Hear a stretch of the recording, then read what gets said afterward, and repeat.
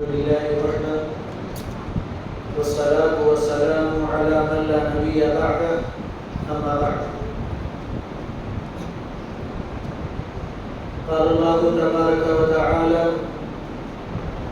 أعوذ بالله من الشيطان الرجيم فإن آمنوا بمثل ما آمنتم به فقد اهتدوا.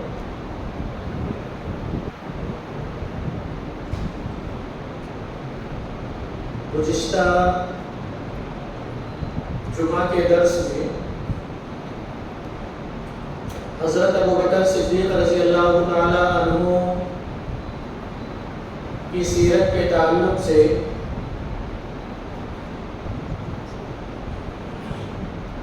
چند باتیں آپ کے سامنے بیان کی گئی تھی.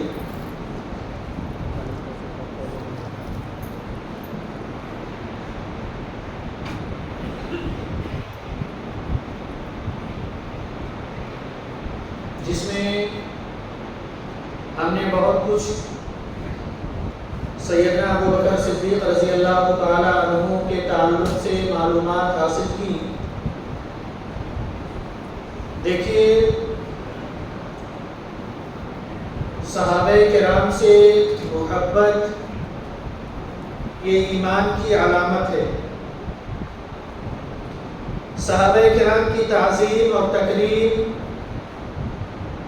اور ان کی سیرت کے بارے میں جاننا یہ ایک ایسا مسئلہ ہے جس سے بے اعتنائی نہیں برتی جا سکتی. اور صحابہ کرام سے محبت، ان کی تعظیم، ان کی تکریم ایک ایسا مسئلہ ہے جسے معمولی سمجھ کر کے نظر انداز نہیں کیا جا سکتا، بلکہ اگر میں کہوں تو یہ ایک مسلمان کے ایمان کا مسئلہ ہے. صحابہ سے محبت، صحابہ کی تعظیم اور صحابہ کی تکریم کرنا. حضرت انس بن مالک رضی اللہ تعالی عنہ یہ روایت کرتے ہیں کہ اللہ کے رسول صلی اللہ علیہ وسلم نے فرمایا: ایک مسلمان کے ایمان کی علامت یہ ہے کہ وہ انصار صحابہ کرام سے محبت کرے، اور نفاق کی علامت یہ ہے کہ وہ صحابہ کرام سے بغض رکھے، ان کی تنقیص کرے، ان کی توہین کرے. صحابہ کی عظمت کے لیے جیسا کہ میں نے پہلے بھی بتایا کہ یہی ایک بات کافی ہے کہ اللہ تبارک و تعالیٰ نے ان کے ایمان کی گواہی قرآن میں دی. یہ وہ نفوس قدسیہ ہیں جن سے اللہ راضی ہوا اور یہ اللہ سے راضی ہو گئے. یہ وہ جماعت ہے صحابہ کی جن سے اللہ تبارک و تعالیٰ نے رضامندی کا اظہار فرمایا کہ میں نبی صلی اللہ علیہ وسلم کے ان ساتھیوں سے راضی ہو گیا. کتنا بڑا مقام اللہ تبارک و تعالیٰ نے صحابہ کرام کو عطا فرمایا. یہی نہیں بلکہ تمام مسلمانوں کے لیے صحابہ کے ایمان کو اللہ تبارک و تعالیٰ نے کسوٹی بنا دیا اور فرمایا کہ اگر تم ایمان صحابہ کے ایمان کی طرح لاتے ہو تو تمہارا ایمان اللہ تبارک و تعالیٰ کے یہاں قابل قبول ہے. فقد اہتدوا، تو ہی تم ہدایت یافتہ ہوگے، تو ہی تم سیدھے راستے پر ہوگے. تب جب صحابہ کے ایمان کی طرح تمہارا ایمان ہوگا. تو اس لیے ضروری ہے کہ ہم صحابہ کے ایمان کے بارے میں، صحابہ کی زندگیوں کے بارے میں، صحابہ کرام کی قربانیوں کے بارے میں علم حاصل کریں. یہ بھی ایمان کا ایک حصہ ہے. اللہ تعالیٰ ان تمام لوگوں کی کوششوں کو قبول فرمائے جو صحابہ کرام سے محبت رکھتے ہیں اور صحابہ کرام کی سیرت کو سننا، اسے پسند کرنا اور ان جیسے ایمان لانے کی کوشش کرتے ہیں۔ رب العالمین ان میں سے ہر ایک کی مغفرت فرمائے جو صحابہ کرام سے محبت رکھتے ہیں۔ یہ صحابہ کی عظمت ہے، اور صحابہ میں سب سے افضلیت اگر کسی کو حاصل ہے تو وہ ابو بکر صدیق رضی اللہ تعالیٰ عنہ کو حاصل ہے۔ کہتے ہیں انبیاء کرام علیہ السلام کے بعد اس زمین پر اگر کوئی سب سے عظیم ہستی پیدا ہوئی تو سیدنا ابو بکر صدیق رضی اللہ تعالیٰ عنہ۔ اتنی عظیم ہستی کہ نبی صلی اللہ علیہ وسلم جن کے بارے میں فرماتے ہیں کہ مجھے سب سے زیادہ محبت اس دنیا میں اگر کسی سے ہے تو عائشہ سے ہے، اور عائشہ کے بعد اگر کسی سے مجھے سب سے زیادہ محبت ہے تو ان کے باپ ابو بکر صدیق رضی اللہ تعالیٰ عنہ۔ یہ سعادت معمولی سعادت نہیں، ابو بکر صدیق رضی اللہ تعالیٰ عنہ۔ آپ صلی اللہ علیہ وسلم نے سیدنا ابو بکر صدیق رضی اللہ تعالیٰ عنہ کو یہ فضیلت بھی عطا فرمائی تھی کہ مسجد نبوی کے آس پاس کئی لوگوں کے گھر تھے جن کی کھڑکیاں، جن کے گھر کے دروازے مسجد نبوی میں کھلتے تھے۔ آپ صلی اللہ علیہ وسلم نے یہ عام اعلان کر دیا کہ جن لوگوں کے گھروں کی کھڑکیاں مسجد نبوی کی طرف کھل رہی ہیں وہ اپنے گھروں کی کھڑکیاں اور دروازے مسجد نبوی کی طرف سے بند کر لیں۔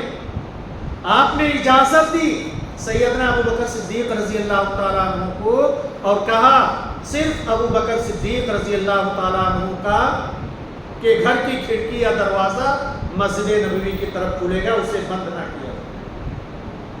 کتنی عظمت تھی ابو بکر صدیق رضی اللہ تعالیٰ عنہ کی۔ ہم نے گزشتہ دروس میں سنا کہ کوئی ایسا موقع نہیں آیا کہ ابو بکر صدیق رضی اللہ تعالیٰ عنہ آپ کے ساتھ نہ رہے۔ آپ کو یار غار کہا جاتا ہے۔ یار غار مطلب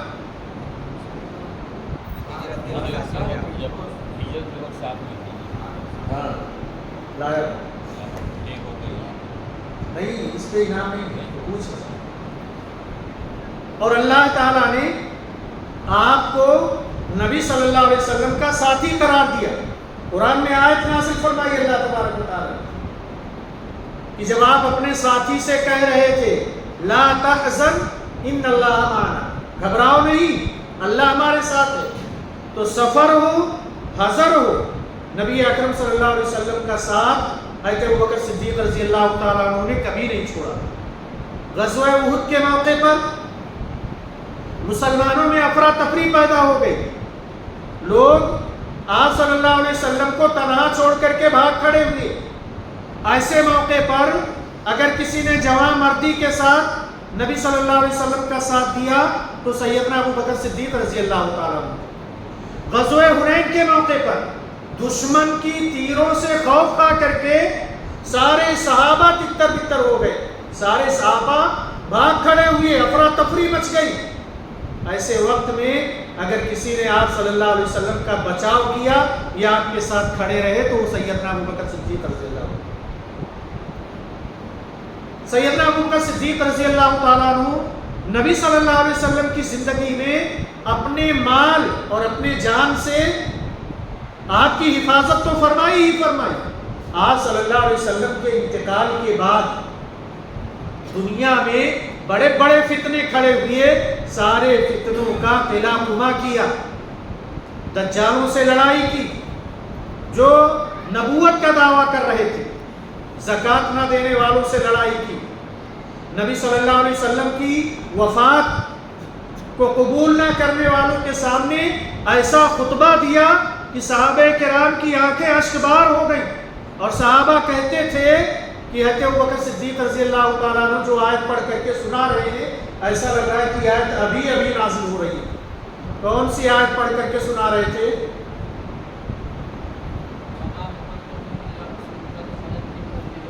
جزاک اللہ. وما محمد الا رسول قد خلت من قبله الرسل افإن مات.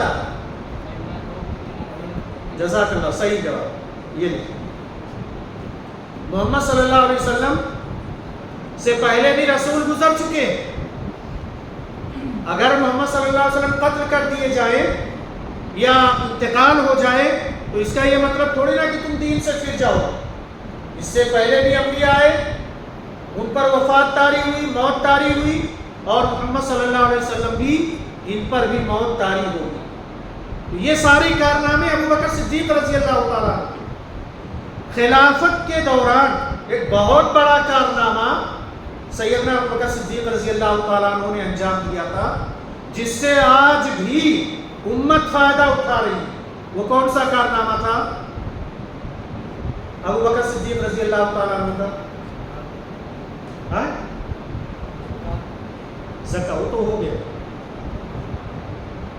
جی. جزاک اللہ, بہت صحیح جواب.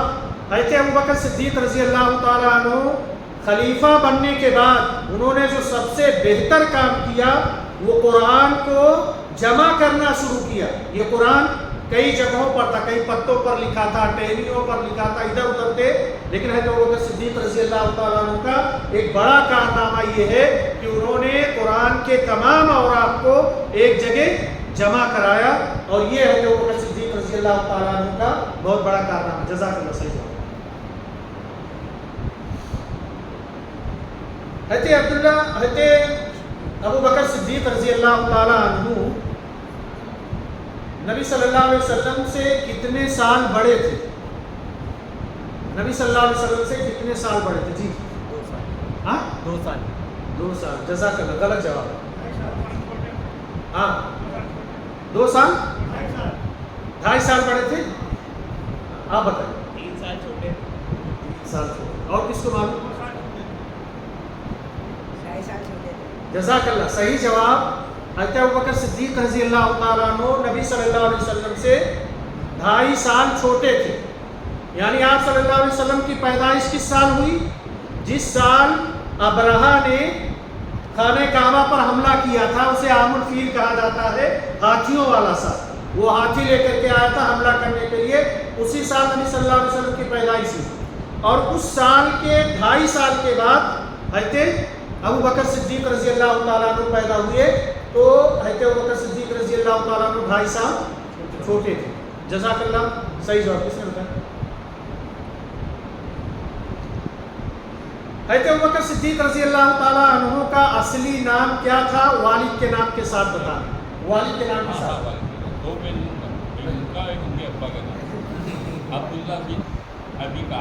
عبداللہ بن ابی قحافہ. آپ کو ایک بھی پین نہیں ملے گا, غلط جواب. اور کس کو معلوم ہے؟ ہاں جزاک اللہ, یہ صحیح جواب ہے. عبداللہ ابن عثمان رضی اللہ تعالیٰ, ان کا پورا نام تھا عبداللہ بن عثمان. ابو قحافہ کنیت.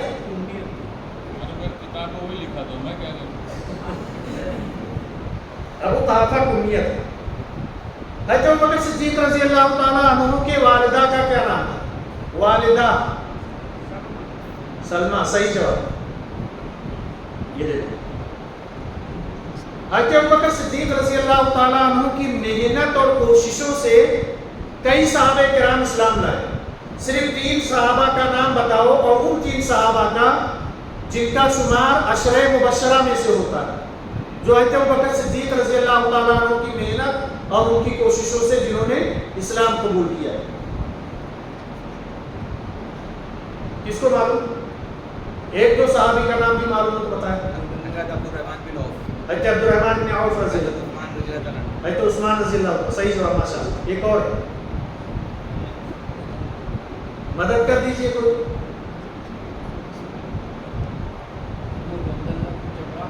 حضرت سعد بن ابی وقاص رضی اللہ تعالیٰ. یہ بڑے بڑے صحابہ کرام جنہوں نے حضرت ابو بکر صدیق رضی اللہ تعالیٰ عنہ کی کوششوں سے اسلام قبول کیا. جزاک اللہ. بوڑھوں کے سردار کل قیامت کے لیے نبی صلی اللہ علیہ وسلم نے کن کو کہا؟ ابو بکر رضی اللہ. آپ بولیے. ہاں ابو بکر صدیق رضی اللہ نہیں، اور کس کو ماننا نہیں. کل قیامت کے دن نوجوانوں کے سردار حسن اور حسین ہوں گے، بوڑھوں کے سردار کون ہوں گے؟ ہاں بولیے. عثمان رضی اللہ. اور کس کو معلوم؟ اب تو ایک ایک تو آ ہی جائے. ہاں بولیے. حضرت ابو بکر اور عمر رضی اللہ تعالیٰ عنہما یہ دونوں بوڑھوں کے سردار ہوں گے. ابو بکر رضی اللہ عنہ ہوں گے، لیکن حضرت عمر رضی اللہ تعالیٰ عنہ. صحیح جواب. اللہ کے رسول صلی اللہ علیہ وسلم نے فرمایا تھا کہ کوئی اگر ایسے شخص کو دیکھنا چاہتا ہے جو جہنم سے آزاد کر دیا گیا تو ابو بکر کو دیکھے، جو جہنم سے آزاد. اس پر حضرت ابو بکر رضی اللہ تعالیٰ عنہ کا ایک لقب پڑا. وہ لقب کیا تھا حضرت ابو بکر صدیق رضی اللہ عنہ؟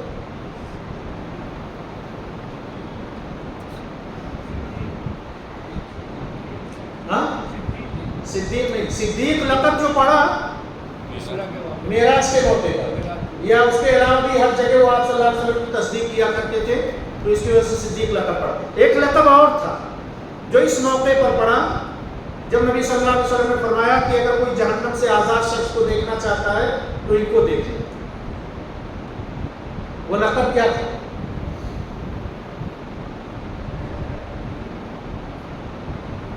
وہ لقب عتیق تھا. عتیق. حضرت ابو بکر صدیق رضی اللہ تعالیٰ عنہ کا لقب صدیق اور عتیق ہے. کنیت ابو قحافہ، ابو بکر ہے. ابو بکر والد کا ابو قحافہ. آپ صلی اللہ علیہ وسلم جب مرض الموت میں تھے، جس میں آپ کی وفات ہوئی، تو کتنے وقت کی نمازیں حضرت ابو بکر صدیق رضی اللہ تعالیٰ عنہ نے پڑھائی آپ صلی اللہ علیہ وسلم کی زندگی میں؟ 5 14 17 13 اور 15. بولیے. ہاں 17. صحیح جواب ہے 17. ان کو دیکھیے پہلے آ گئے تھے. حضرت ابو بکر صدیق رضی اللہ تعالیٰ عنہ کی خلافت جو ہے وہ کتنے سالوں تک رہی اور کس سن میں خلیفہ بنے؟ سال بتانا ہے، کیونکہ اس سے ایک بات اور کلیئر ہوگی کہ آپ صلی اللہ علیہ وسلم کی وفات کس سن میں ہوئی. جس سن میں آپ صلی اللہ علیہ وسلم کی وفات ہوئی اسی سن میں ابو بکر صدیق رضی اللہ تعالیٰ عنہ خلیفہ بنائے گئے. اب بتائیے. دیکھو نبی صلی اللہ علیہ وسلم کی وفات نہیں معلوم، خلیفہ کب بنائے گئے؟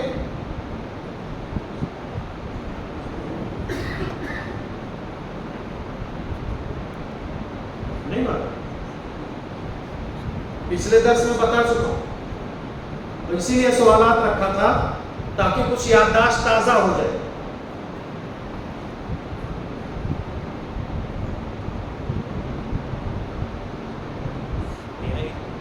سن 13 ہجری، سن 12 ہجری. آپ صلی اللہ علیہ وسلم سن 12 ہجری میں زندہ تھے. سن 10 ہجری میں تو مکہ فتح ہوا. سن 11 ہجری میں حضرت ابو بکر صدیق رضی اللہ تعالیٰ عنہ خلیفہ بنے اور ٹوٹل مدت خلافت کی 2.5 سال کی تھی. 2.5 سال ٹوٹل مدت تھی خلافت کی. یہ دیکھیں کتنے سال کی عمر میں وفات پائی؟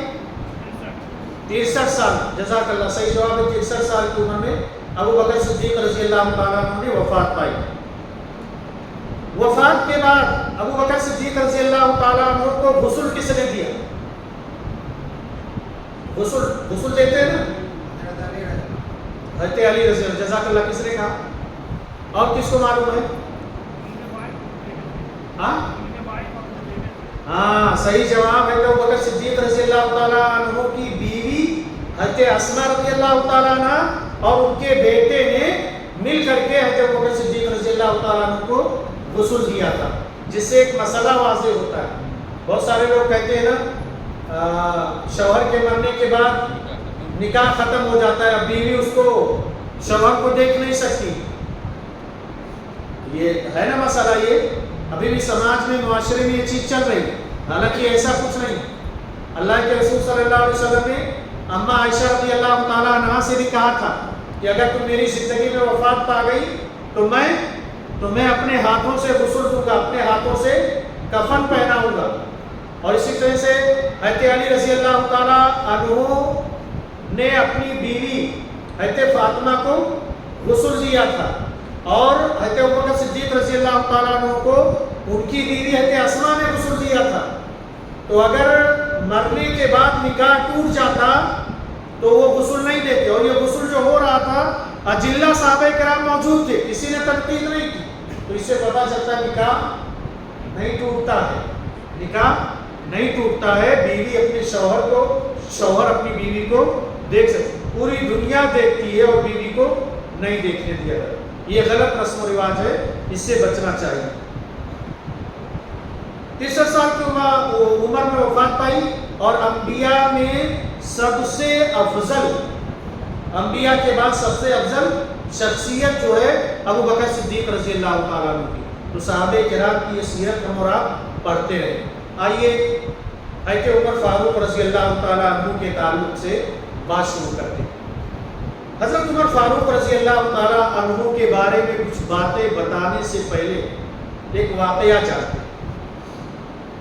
یہ اللہ تبارک و تعالیٰ اور آخرت کا خوف ان کے اندر کتنا تھا. مرض الموت میں ہے، جس بیماری میں وفات پائی ہے، شہید ہوئے ہیں. کس نے شہید کیا تھا؟ ابو لولو فروز. تو اسی دوران یہ لوگ کہنے لگے کہ عمر آپ عادل ہیں، لوگ آپ کے انصاف کی گواہی دیتے ہیں. حضرت عمر رضی اللہ تعالیٰ عنہ اس دوران ڈھونڈ رہے ہیں ایک صحابی کو، حضرت حذیفہ رضی اللہ تعالیٰ. یہ رازدار رسول ہے حذیفہ رضی اللہ تعالیٰ عنہ. آپ صلی اللہ علیہ وسلم نے کچھ راز حضرت حذیفہ کو بتائے تھے، جس میں سے ایک یہ تھا کہ منافقین کون کون ہیں، ان کی فہرست آپ نے بتا دی تھی، لسٹ بتا دی تھی کہ فلاں فلاں منافق ہے. مرض الموت میں حضرت عمر فاروق رضی اللہ تعالیٰ عنہ نے انہیں بلایا اور چپکے سے ان سے پوچھا، حذیفہ اتنا بتا دو کہیں اس لسٹ میں عمر کا نام تو نہیں ہے جو لسٹ آپ صلی اللہ علیہ وسلم نے بتلائی. کون عمر، جن کے بارے میں نبی صلی اللہ علیہ وسلم نے فرمایا اگر میرے بعد کوئی نبی ہوتا لکانا عمر، تو عمر نبی ہوتی. وہ پوچھ رہے ہیں کہ جو نام اللہ کے رسول صلی اللہ علیہ وسلم نے بتلائے ہیں اس نام میں، اس لسٹ میں کہیں میرا نام تو نہیں ہے. حضرت حذیفہ رضی اللہ تعالیٰ نبی صلی اللہ علیہ وسلم کا راز کیسے افشا کر نہیں بتایا. انہوں نے اپنے بیٹے سے کہا کہ خیال رکھنا جنازے میں اگر حذیفہ ابن یمان آئے تو سمجھ لینا کہ میرا نام منافقوں میں سے نہیں ہے، اور اگر حذیفہ ابن یمان میرے جنازے میں شرکت نہیں کی تو عمر برباد ہو گیا کہ اس کا نام منافقین کے لسٹ میں. یہ اللہ والے تھے عمر فاروق رضی اللہ تعالیٰ. ان کے ایمان لانے کا، اسلام لانے کا واقعہ بھی بڑا عجیب ہے. آئیے ان کے بارے میں تفصیل سے معلوم کرتے ہیں. سیدنا عمر فاروق رضی اللہ تعالیٰ ایک جلالی صاحب. کتنے جلالی؟ ہمیشہ ان کی تلوار ان کے ہاتھ میں ہوتی تھی. نبی صلی اللہ علیہ وسلم کی شان میں گستاخی کرے کوئی برداشت نہیں تھا.